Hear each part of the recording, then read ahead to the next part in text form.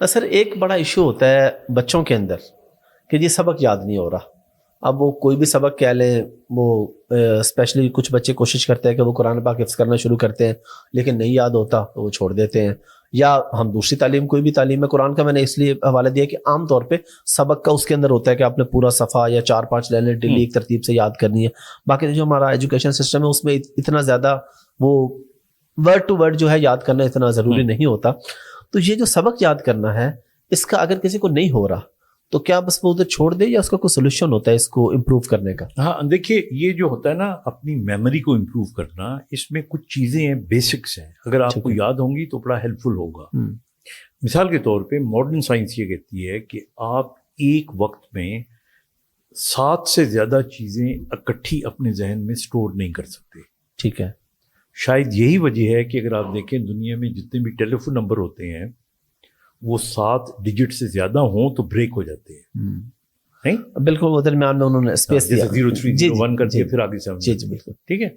اسی طرح گاڑیوں کے نمبر بھی آپ دیکھ لیں, زیادہ تر دنیا میں 7 ڈیجٹ سے کم ہوتے ہیں, کیونکہ ان کی ریسرچ ہے کہ 7 چیزیں آپ بیک وقت یاد کر سکتے ہیں. ٹھیک ہے.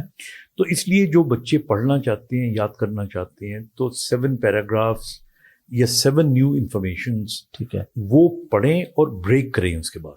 ٹھیک ہے. اور بریک کیوں کریں؟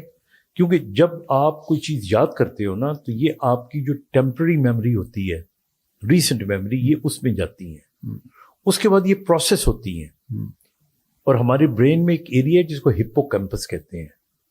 وہاں جا کے اگلا سٹیپ یہ ہے کہ آپ اگلے 15-20 منٹ میں ان باتوں کو سرسری ریپیٹ کر لیں. یعنی 7 انفارمیشن لی, پھر تھوڑا بریک کیا, پھر آئے اور اس کو تھوڑا سا ریپیٹ کر لیا, پھر 2-3 دفعہ ریپیٹ کر لیا, تو یہ آپ کی پرماننٹ میموری میں چلی جائے گی. ٹھیک ہے. ایک طریقہ یہ ہو گیا.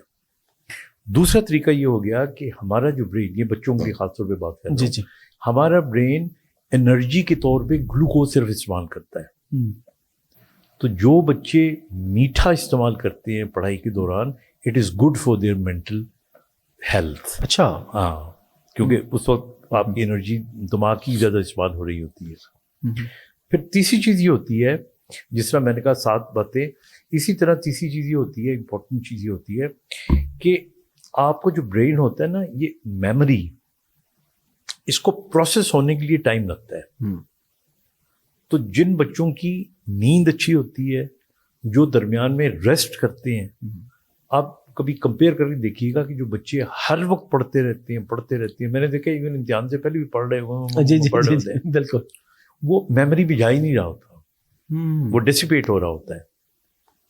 آپ تسلی سے پڑھیں, پڑھنے کے بعد ایٹ لیسٹ کچھ ٹائم دیں.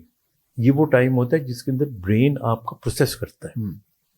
اور پھر ایک اور چیز جو بہت امپورٹنٹ ہے وہ یہ ہے کہ جو ہائی لائٹرز ہوتے ہیں نا, جن کو آپ ہائی لائٹ کرتے ہیں, اب آپ کریں یہ, کبھی آپ خود آزما کے دیکھیے گا کہ کتاب کو ہائی لائٹ کریں اور جو امپورٹنٹ پوائنٹس ہوتے ہیں نا اس کے ارد گرد کوئی کارٹون بنا لیں, کوئی ٹرائنگل بنا لیں, کوئی دائرہ بنا لیں. جب آپ امتحان دے رہے ہوں گے نا تو یاد نہ بھی کچھ آئے نا تو وہ ٹرائنگل یاد آ جائے گا کہ اس میں یہ لکھا ہوا تھا. بالکل. تو یہ نیوسنٹ تھاٹ ہوتا ہے. اس کی میں مثال یہ دیتا ہوں کہ آپ سڑک پہ جا رہے ہو, آپ کتنی گاڑیاں دیکھتے ہو, بے شمار گاڑیاں دیکھتے ہو.